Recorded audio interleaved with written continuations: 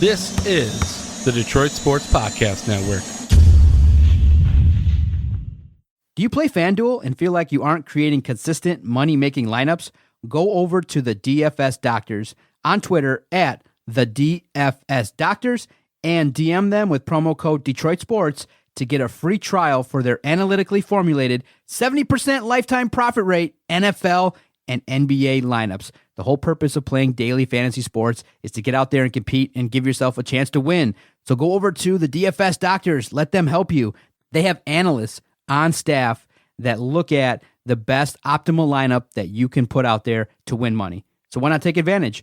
At the DFS Doctors, promo code Detroit Sports. CBD is a game changer sweeping the nation. This hemp extract is the natural way to elevate your mood, eliminate aches and pains, reduce anxiety, and keep you sleeping all night long. It can even cut your workout recovery time in half. Get in the game today with 20% off all orders of CBD and lavender products from Lavender Lane, a lavender farm located right here in Milan, Michigan. Just go to lavenderlanemi.com today and enter coupon code Detroit for 20% off your entire order. Guys, look, these amazing products are infused with calming lavender to maximize their effectiveness, meaning your CBD items only take minutes to take effect, which is way quicker than those pills you were about to swallow. On top of it, they are perfect for men and women. Lavender Lane has lab-tested CBD creams, tinctures, and roll-ons that are perfect for any situation, even if you're on the go. Put your health back in your hands by heading over to lavenderlanemi.com and entering coupon code Detroit for 20% off your entire order of CBD and lavender products. What do you have to lose? Your satisfaction is guaranteed or your money back. So if you need lavender gifts for your loved ones or just looking for the natural way to ease your discomfort with CBD, go to lavenderlanemi.com and use coupon code Detroit to unlock these miraculous benefits of CBD and lavender. That's lavenderlanemi.com. And remember, use coupon code DETROIT for 20% off your CBD and lavender products from Michigan's own Lavender Lane.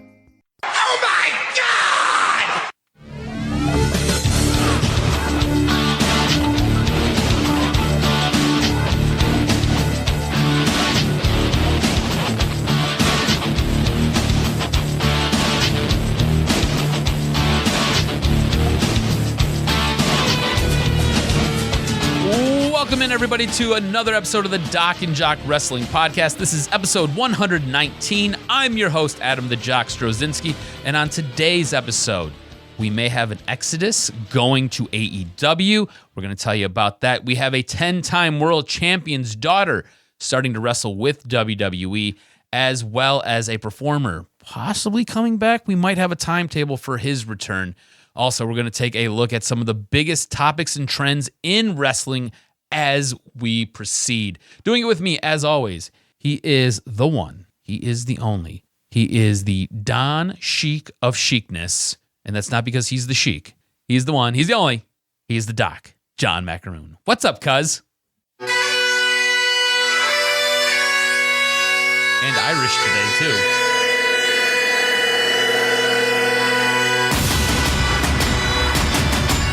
Can't wait to talk professional wrestling, cuz Or Scottish. Raw has been awesome the last few weeks. I've definitely enjoyed the shows. They've done a better job. But, I was, thinking about this as we were preparing the show. I was thinking, man, I can't wait to tell cuz. Finally, Raw is watchable where we can talk about hating the storylines. Before it was so unwatchable, you just couldn't even get into it. You just sort of like, the production's bad, everything is horrible. Now, the shows have actually been written really well where you can say, okay, you know what? What's this character doing? Is this character supposed to be doing this? Is this character supposed to be doing that? Oh, look at these promos. We can now actually break down wrestling, finally. And I think that what you're seeing on Raw is the emergence of great storytelling, changing up the promos a little bit, but now we can talk about the things that we like and don't like, especially with some of the characters. So we'll start with this. The highlight of the week, in my opinion, was Randy Orton comes down to the ring, and he's cutting his promo, starting to kind of discuss why, and then out comes Matt Hardy. And you're like, oh, maybe they have a match. Maybe, you're hearing whispers that maybe Matt's going to be taken off. How are they going to do this? And they did it masterfully. You get to write off Matt Hardy if he potentially rides off into the sunset, and Randy Orton continues his streak of being a psycho. if that was the last time you saw Matt Hardy on WWE television, he cut a beautiful promo. You can tell the difference. He just let it rip. He came out and he discussed, the history that he had with Edge. Which I thought was fantastic. It was absolutely fantastic. A great segment. You elevate Randy Orton, you move it forward, and you successfully write off Matt Hardy if that's the way he goes. Look, I know some will say that that's not the best way to do it, but you got to do it in some way. I liked that segment. So this segment for me had multiple layers, right? So a couple different things here. One, with the Randy Orton perspective, when Randy Orton broke into the business and really got going on his own, he was known as the Legend Killer. If you look at what he's done lately, he has essentially put legends out of business. So I think you're getting a little bit of a callback to that. Also, Matt Hardy seems like he's done with WWE. If you get a chance, go check out his YouTube channel. He has been dropping this program. I think it's on episode 9 now. It's called Freed the Deleted. And essentially, it's Matt Hardy talking about his break with WWE. He's also tweeted a number of things out, so you follow him on Twitter. But it seems as though Matt Hardy is done with WWE. Contract doesn't officially expire until April. So he's got a little bit of time left before you'll see him on AEW, but it looks like he's going to be going to AEW. Don't be surprised if he becomes the leader of the Dark Order like we had discussed previously on this podcast. Now, what I like about what we're getting with Raw, especially with these guys, with guys like Randy Orton, Edge, Matt Hardy, you're getting guys who are being allowed to go out there and cut essentially unscripted promos. They're saying, here are the bullet points, go do your thing. If you listen to Matt Hardy's promo yesterday, or if you listen to Matt Hardy's promo on Monday, he essentially hits on different talking points that true wrestling fans know. And if you listen closely, it still sounds like he's a little bit bitter at Edge, because he didn't say that he used to be upset with Edge. He said still hates Edge, which I thought was interesting and made me laugh. But all that being said, it feels like this is the Paul Heyman effect for Monday Night Raw. Paul Heyman is masterful at storytelling. He is great at it, one of the best, okay? He wasn't very good at being an accountant and wasn't very good at writing checks that cashed. But Paul Heyman is fantastic at setting up stories and setting up angles. And that is what he's doing here. He's also allowing these guys to go out there and just be natural and just go do what feels natural and feels best. And I think this is a little bit of that AEW effect, as well as Paul Heyman trusting these guys. Randy Orton's a guy you can trust to go out there and cut a good promo. Edge is a guy you can trust to go out there and cut a fantastic promo. Matt Hardy is a guy you can trust to go out there and cut a fantastic promo. And he's allowing these guys to do it, and I think it's paying dividends.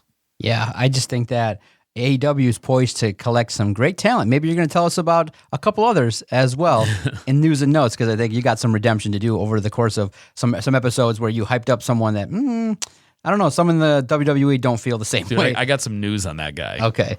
Going back to SmackDown, I think everybody that was anticipating the show saw the promo that was previewing the show, and they were like, okay, Goldberg's back. What's he going to do? Are they going to hype up Super Showdown? Why is he going back? Who's he going to take on? So then you're sitting and watching, and you're like, there's no chance he's going to fight for the title, is he? Well, yeah, he is. Goldberg is going to challenge The Fiend at Super Showdown. And look, I hate to say it, but I don't think either of these guys benefit. But, I mean, the funny part is, what are the Saudis drinking? I mean, what do they want to see? They want to keep seeing Goldberg, and he's like, dude, I'm washed up in America, but these fucking Saudis love me. I'm making $1 million a year wrestling in Saudi Arabia. They love me. Dude, Goldberg is like playing the greatest hits. It's going to be like a 8-minute match. Nobody wins other than the Saudis want to pop for Goldberg. Yeah. He's not going to win. He gets a nice payday. I guess you get to see it and live it, but at this point in time, I'm over it. Look, I think this is bad storytelling. Like we just praised Raw for really good storytelling. I think this is bad storytelling. This match does nothing for anybody, right? So Goldberg's going to come back for essentially a one-off. This is what he does now. Cool. Are you going to put a title on him? No. It doesn't make sense, right? Do you have The Fiend lose? That doesn't make sense either. So do you have The Fiend beat the guy who was supposed to be indestructible? Again, doesn't make sense. This is bad storytelling, guys. You if you're WWE, you essentially painted yourself into a corner here, and I don't know how you get out. I don't understand the purpose of this. I don't know. I don't know who you have win this match. Like, is there any way that we could have some masked bandits come in and basically take out Goldberg and take out the Fiend, and we just call it good and nobody wins, like just a DQ? Exactly. I don't understand how this works. I don't know. I don't see the point of it. Again, just bad all the way around. Something else that struck me as poor was on Monday Night Raw, and it's this whole thing with Shayna Baszler. Did she become a vampire? When I text you that, I was dying because I know we were like, wait a minute here. This is Shayna Baszler. This is the next big superstar. Dude, she's supposed to be a total badass. What are we doing? Exactly. So the way it sets up is Becky defeats Asuka. Good match. It was a good match. Solid women's match. Believable storytelling. Asuka talking, you just got to cut that out. She needs an advocate because now she's just grunting. Oh, yeah, Asuka! That's what she's been doing now for a month, or better part of several months, and it's annoying. It gets hard. It gets really hard to get behind somebody when that's all they bring to the table. Yeah, so it's really bad, and nobody likes it, and you got to stop that. So Becky Lynch wins, and all of a sudden Shayna Baszler comes out. You're like, yes, this is perfect. Badass. This is great. You're now establishing a great feud that we want to see. All of a sudden, she reaches over and she bites Becky on the back. And I was watching that. I'm like, no. And they're trying to sell it. And the ambulance comes in, the workers, EMT. And you're like, oh, my God. No, hold on. Becky takes over an ambulance, drives herself to the hospital, gets fixed up, and then drives back. Like, wait, what? Exactly. So now that you've made Shayna a vampire. This is just shit storytelling on top of shit storytelling. She's now a vampire that can't get the job done. It was, no. And a lot of people messaged the same thing to us. They said, Vince got a hold of Shayna, and he's already ruined her. Bad. He ruined Shayna. You can't, she's not a vampire. Biting people is not what we need. Shayna's a badass. She's a badass. Face-to-face storytelling. Do something different. What you did with Ronda Rousey, that's what you do with Shayna Baszler, right? Have her be a badass. Have her go in there and kick some ass. Have her drop Becky through a table. Yeah. It's not that hard. Like, she's believable. I don't understand how you bring these girls up from NXT or you bring these guys up from NXT and Vince has to just put his fingers all over it and change their characters. Like, there's a reason that they're here, right? It was working down there. People who pay attention to what's going on down there do pay attention to what's going on up here. Okay, we all get it. And on top of that, you guys have a show on Wednesday now. So everybody knows what the hell's going on. And you talk about how you carry it as the third brand, right? It's on par with the other two. Yeah, everybody talks about it, and I can make the argument that you get your best storytelling from the yellow brand. She came from the yellow brand. Why? Why are you going to dick around with her character and alter it? Everybody texts their boys. Everybody texts their boys. So Shayna's a vampire now? It's a silly way of telling stories. It's not right. You took a character now that, okay, fine, she bites her, then you end it. You don't have Becky come back. Becky's the man. She's already no-sold a lot of stuff. She's already established as someone that's important, right? You're not going to elevate her by getting bitten and then coming back. You just, because at the expense of Shayna Baszler, you now don't make her believable. Yeah. Because now at this point in time, most people believe that Becky's going to get over and you're going to introduce this vampire and then she's going to lose. So it's just, the better way to do it is she comes in and she just drops her and then she just stares over her blankly and says something, a quick one-liner, and you keep it moving. Look, Becky Lynch is fantastic at selling. So just have Baszler take her out, have her sell, and then you just build from there. You don't need to do stupid stuff. Or here's how you advance a storyline.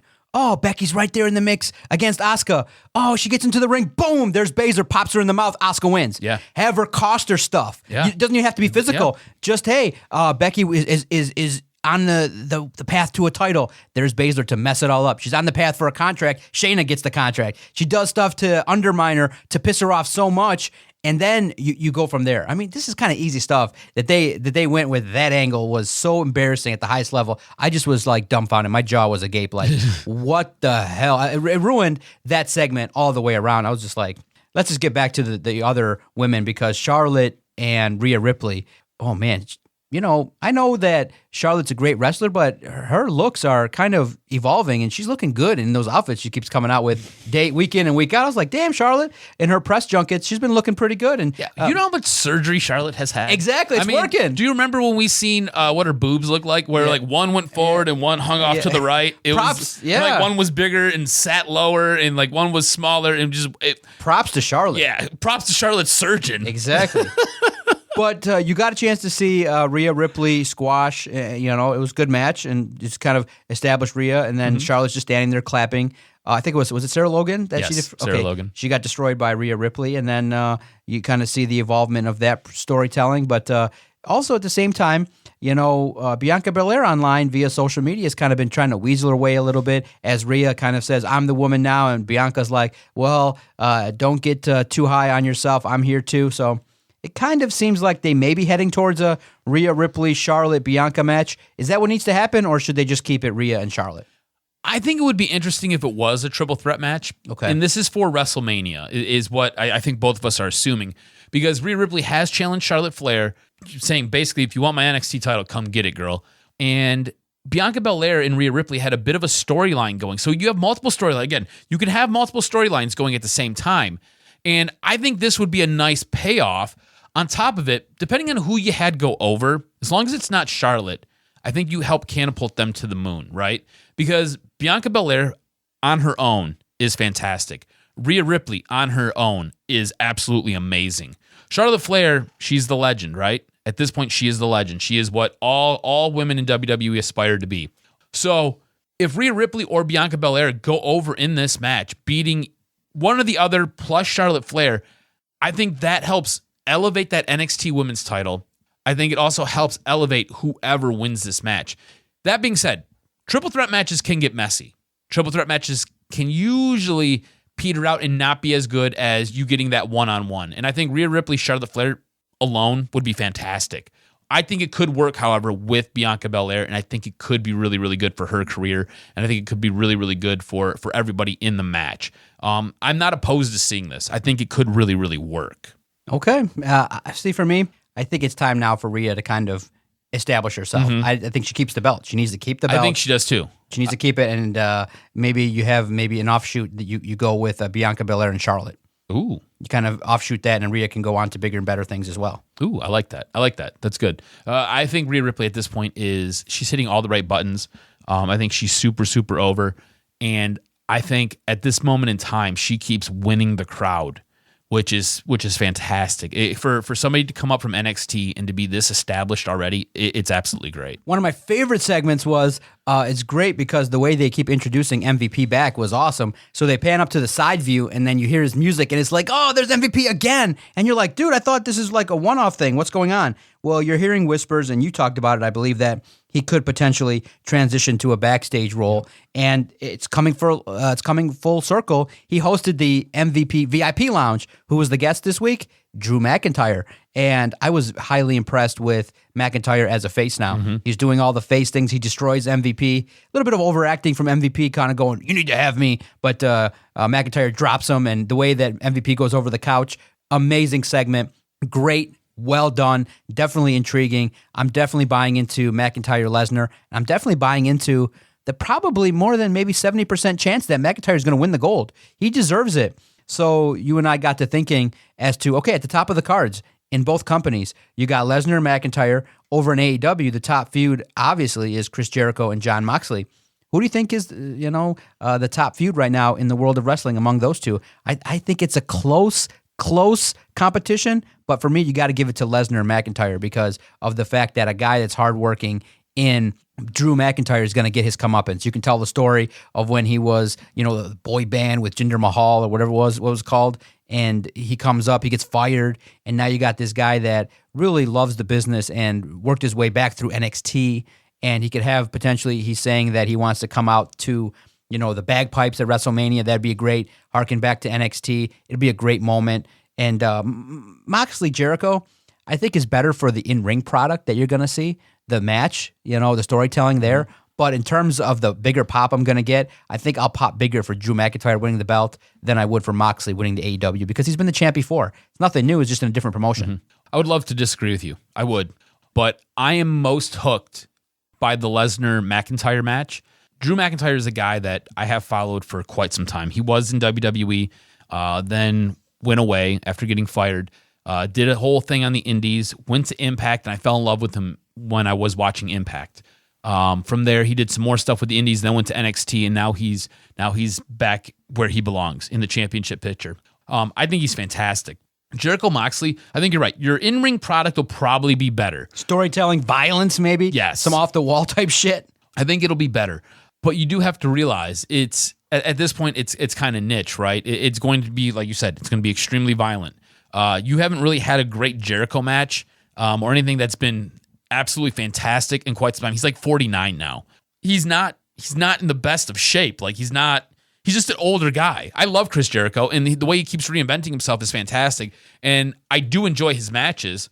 It's just, it's not what it used to be. You know what I'm saying? I think you get a younger, sprier Drew McIntyre taking on the gigantic block show that is Brock Lesnar. I think that grabs my attention more. I think I'm more invested in that than, Jon Moxley, Chris Jericho. And I think that's going to be a fantastic match itself. But I think the money is on Lesnar, McIntyre, and I think McIntyre wins. There's the pop. That's what you want. Yeah, I can't wait for this year's WrestleMania. It's kind of evolving, and the card is taking shape. Curious, are you interested at all in what's going on in the shakeup for Super Showdown? I just find myself going, it's like a big house show, and you're hearing kind of some of the matches. Now, I don't think we're going to get Sting. I know I was hearing some rumblings, maybe that Sting could show up at Super Showdown with The Undertaker, but I don't think that it's just right now. It's just another show that you can kind of pick and choose. Nothing yet that's really popping just as something I want to see just yet. No. So when they do these Super Showdown shows, I don't like them because I feel like it interferes, because I got to tell stories with them, right? Yeah. I feel like it interferes with the natural story progression that we have going on with our build to WrestleMania. It becomes hard to write something in that's going to take place a few weeks before WrestleMania to then get. It just kind of feels like it sidetracks what's actually going on, like the main story. And I think that takes away from what makes WrestleMania special. It just doesn't do it for me. And I don't necessarily care to get up early on a Friday to watch something that's going on across the country. Roughly when is it? It's a couple weeks or closer or farther away? I think it's like in 2 weeks, 3 weeks. I can double check for you real quick. Yeah. So let's switch our attention. One final topic in the world of professional wrestling that I think caught our attention was the fact that last week's AEW was a little bit violent. Mm-hmm. And you saw finally the payoff of what people were talking about. We were wondering, is MJF really going to lash Cody on television? Is he going to do it? And what I found fascinating was it actually went down. You had Arn Anderson kind of pumping up Cody, but with each lash, I just kind of went, oh. And it harkened back to, Dusty and all the feuds he'd have and his face being all mangled through all the cage matches. And I said to myself, okay, this is television. This is something that, we've seen now increase a little bit of the aggressiveness with Randy Orton. But just that visual of a belt to someone's back that many times, not that I felt like it was too violent, but I just felt like it's unnecessary. Mm-hmm. That in this day and age, whipping someone in the professional wrestling ring, just not something I really care about or want to see. So I just gave it a thumbs down to me, but I just felt like overall, you have this product now in AEW that's, been around for a year. It's growing, a lot of good press. You're about to have a insurgence of talent from the big company, stories galore. I just don't think you need to do this on AEW television. I didn't mind it. I thought it was interesting. I think the best part of it for me, right? It was violent. The smack across the chest with the leather strap was brutal. I think the best part of all of it for me though was MJF through all of it. MJF basically telling him to stay down. You had Dustin come out and he's like, Dustin can't help you. I thought he made the whole thing. Cody's back was massacred. If you follow Cody Rhodes on Instagram, or you follow him on Twitter, he took pictures days later after it. It was gnarly. It was bad. So don't tell me wrestling isn't real. It's still real to me, damn it. But no, I didn't mind it. I thought it told this story. I thought it's building to this feud that they've been working on. I thought it was fantastic. I thought MJF really, really put it over the top, especially when he attacks Cody after the last blow and then jumps through the ring ropes to get away and run with Wardlow. I thought it made it. I thought it sold it. It got you. If you didn't hate MJF got attacked after this by a fan. If you didn't hate this and you didn't hate MJF after this, I'm not sure what is going to make you hate him or despise him more. So I thought it worked really, really well. Quick side note, Super Showdown takes place on Thursday. I apologize, I said Friday. It takes place on Thursday, February 27th. Oh, it's coming quick. Yeah. So like 2 weeks. Yeah, we're going to see the card emerge, and we'll talk about it. We won't do a full preview on it, but we'll just talk about maybe a couple matches that we want to see. But in terms of AEW, it's been good shows. Very good, competitive. They're kind of worthy of defeating NXT, but NXT is doing some good things as well. But I just think that AEW versus NXT right now is not a fair competition.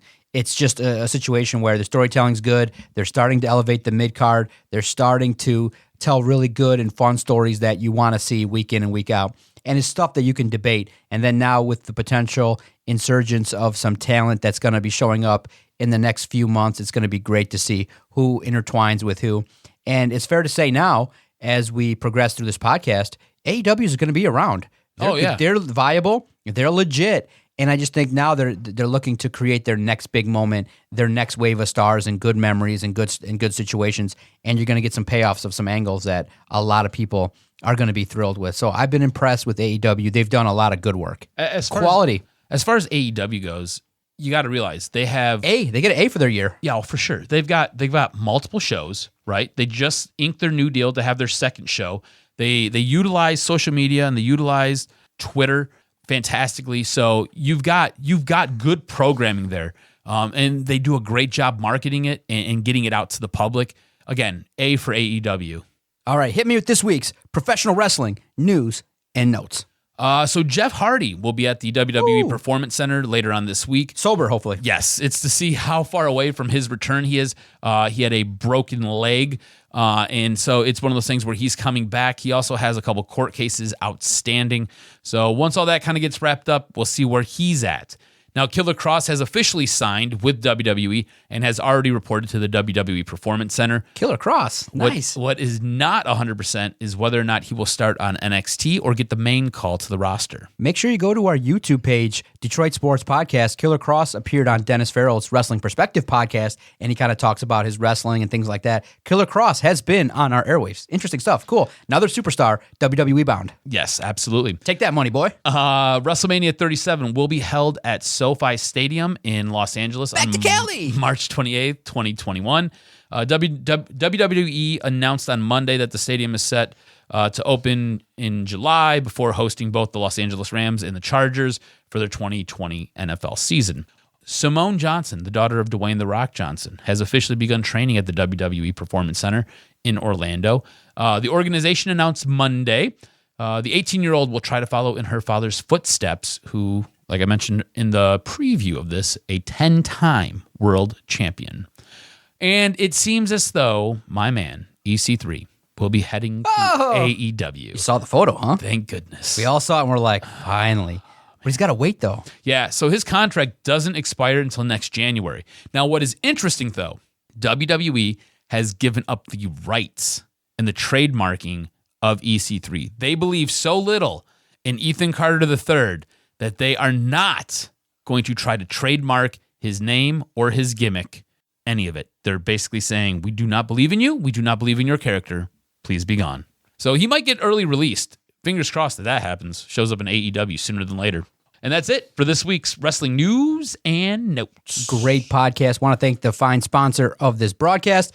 If you've agreed or disagreed with anything that you've heard this week, go ahead on over and download the Flick Chat application. What's Flick, you ask? It's a great way to debate Detroit sports via chatting. It's a group chat application. You go to your favorite app store, whether it be Google Play or the Apple Store, and you download Flick Chat, F-L-I-C-K Chat, and within moments, you will be entered into Detroit sports' newest headquarters. All you got to do is you hit that little plus button once you've uploaded and downloaded the app, and then you hit these three letters, all lowercase, DSP, and then you're in the group. And you can create your own forums. You can watch along to the great sporting events in Detroit. You can even listen to your favorite podcast.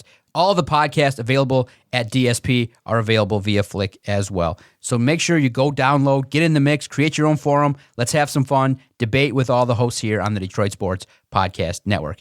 Thanks again. Follow Adam on Twitter at AdamRSTROZ. Follow the network at Detroit Podcast, the place to talk professional wrestling in Detroit. We love it each and every Friday here on the Detroit Sports Podcast Network.